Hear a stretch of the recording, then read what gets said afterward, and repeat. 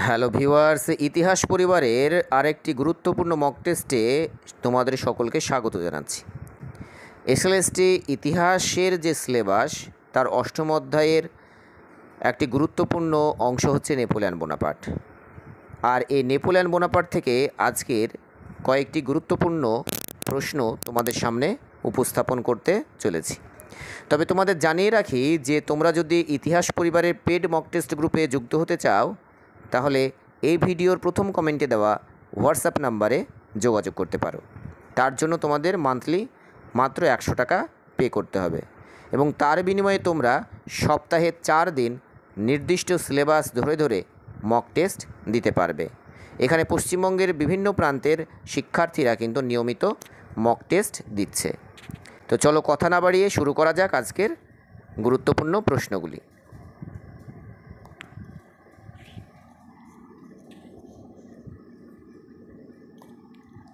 দেখো, প্রথম প্রশ্ন, ব্যাংক অফ ফ্রান্স কবে প্রতিষ্ঠিত হয়? নেপোলিয়ন বোনাপার্ট কনসাল হিসেবে নিযুক্ত হওয়ার পরপরই কিন্তু ফ্রান্সের আভ্যন্তরীণ ক্ষেত্রে যে সংস্কার সাধন করতে শুরু করেছিলেন তার অন্যতম ফলাফল হচ্ছে ব্যাংক অফ ফ্রান্স প্রতিষ্ঠা।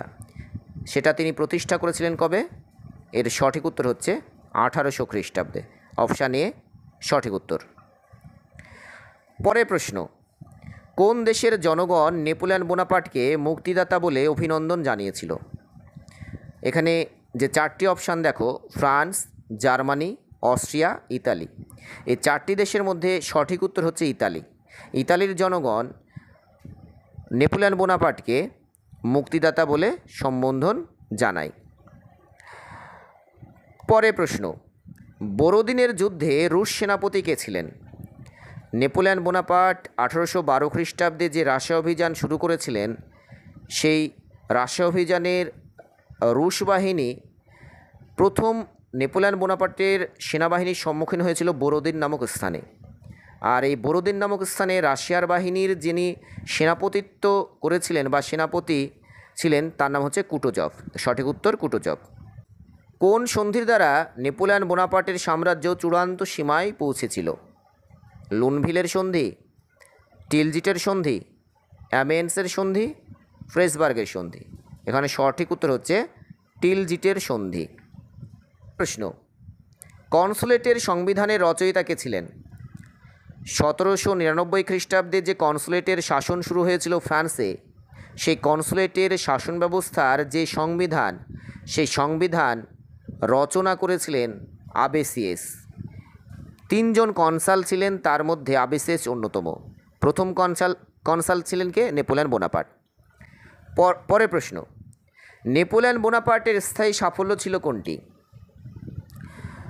ফ্রান্সের ইতিহাসে নেপোলিয়ন একজন গুরুত্বপূর্ণ ব্যক্তিত্ব। গোটা ইউরোপের মানচিত্র তিনি পাল্টে দিয়েছিলেন, প্রায় সমগ্র ইউরোপ তিনি জয় করে ফেলেছিলেন। কিন্তু তার সেই সাম্রাজ্যও কিন্তু একদিন পতনের মুখে ধাবিত হয়েছিল। কিন্তু তার একটি জিনিস কিন্তু তার স্থায়ী সাফল্য হিসেবে বিবেচনা করা হয়, সেটা হচ্ছে নেপোলিয়নীয় আইন সংহিতা বা কোড নেপোলিয়নকে। পরে প্রশ্ন, নেপোলিয়ন বোনাপার্টের আমলে লাইসি হলো ফ্রান্সের এক ধরনের ব্যাংক, আবাসিক বিদ্যালয়, পৌরসভা না আইনবিধি?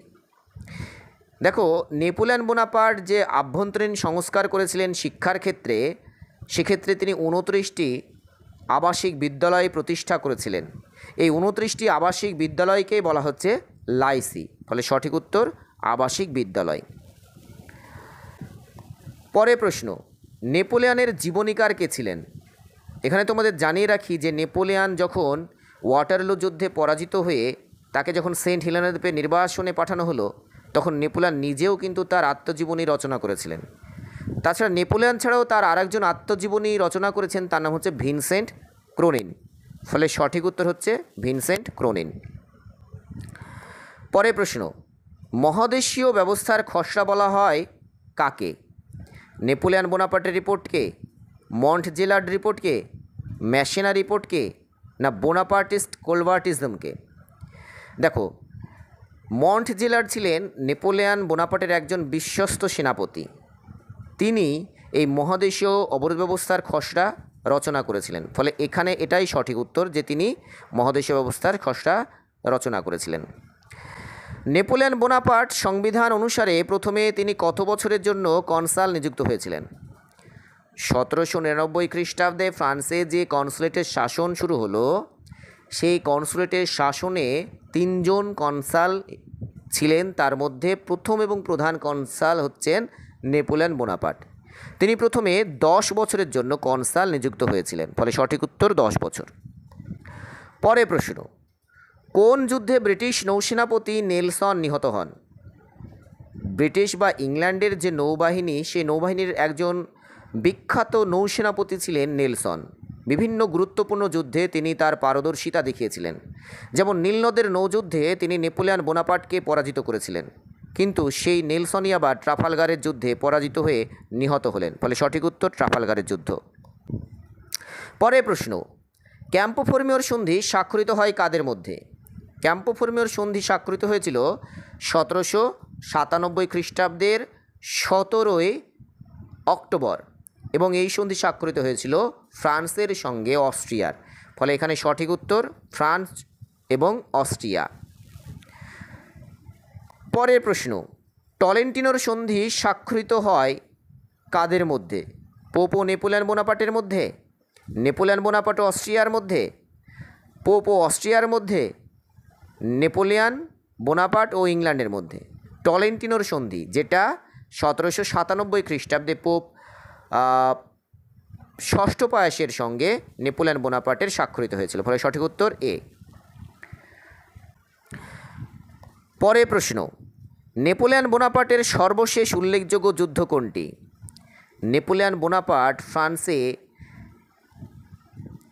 নেপোলিয়ন বোনাপার্ট তার সমগ্র জীবনে বহু যুদ্ধ করেছিলেন এবং প্রত্যেকটি যুদ্ধেই তিনি জয়লাভ করেছিলেন, কিন্তু ওয়াটারলু যুদ্ধে চূড়ান্তভাবে পরাজিত হওয়ার আগে তার শেষ যে উল্লেখযোগ্য যুদ্ধে তিনি জয়লাভ করেছিলেন সেটা হচ্ছে ড্রেসডেনের যুদ্ধ, ফলে সঠিক উত্তর ড্রেসডেনের যুদ্ধ।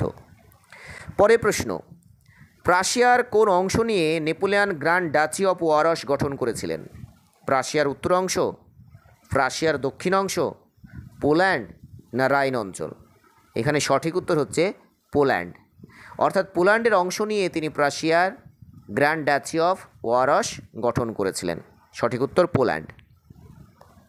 পরের প্রশ্ন, কোড নেপোলিয়নে মোট কটি বিধি বা ধারা রয়েছে?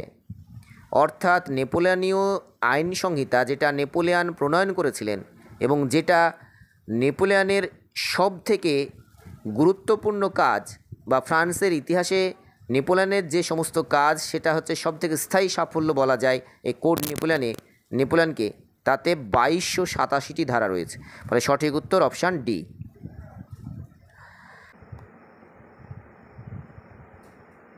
দেখো পরের প্রশ্ন, বিপ্লব স্নাত ফ্রান্সের কোন রাজনৈতিক দলের সমর্থক ছিলেন নেপোলিয়ন বোনাপার্ট? অর্থাৎ বিপ্লব চলাকালীন নেপোলিয়ন বোনাপার্ট কোন রাজনৈতিক দলটির সমর্থন করতেন? জিরোন্ডিন, জ্যাকোবিন, হেবাটিস্ট না বোনাপার্টিস্ট? এখানে সঠিক উত্তর হচ্ছে জ্যাকোবিন দল। জ্যাকোবিন দলের সমর্থক ছিলেন নেপোলিয়ন বোনাপার্ট। পরের প্রশ্ন, শান্তি স্থাপনের উদ্দেশ্যে নেপোলিয়ন বোনাপার্টের সঙ্গে ইংল্যান্ডের মধ্যে নিম্নোক্ত কোন চুক্তিটি সম্পাদিত হয়েছিল? ইংল্যান্ড এবং ফ্রান্সের মধ্যে যে দীর্ঘ শত্রুতা, সেই শত্রুতার অবসান ঘটেছিল 1802 খ্রিস্টাব্দে, এবং যে সন্ধির মাধ্যমে এই শত্রুতার অবসান ঘটেছিল সেটা হচ্ছে অ্যামিয়েন্সের সন্ধি, ফলে এখানে সঠিক উত্তর অপশান এ।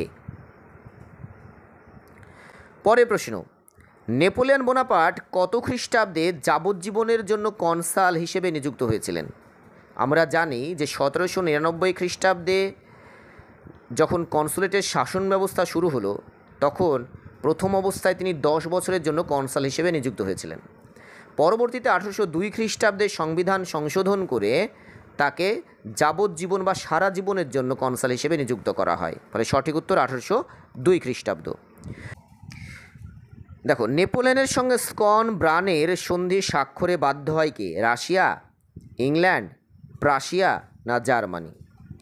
এখানে তোমাদের জানিয়ে রাখি যে প্রাশিয়া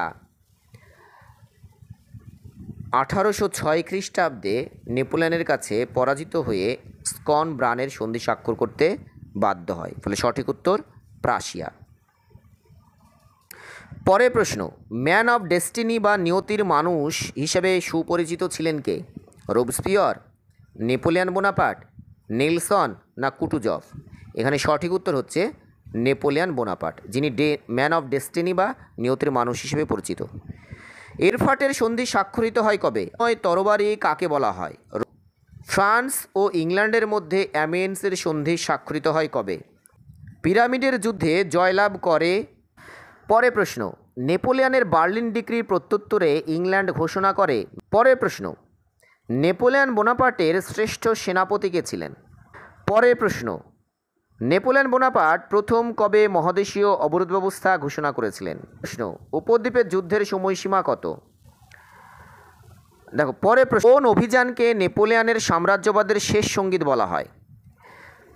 পরের প্রশ্ন, নেপোলিয়নকে বিপ্লবের সন্তান বলে নেপোলিয়নকে ফরাসি সমাজের বাইবেল বলেছেন কে?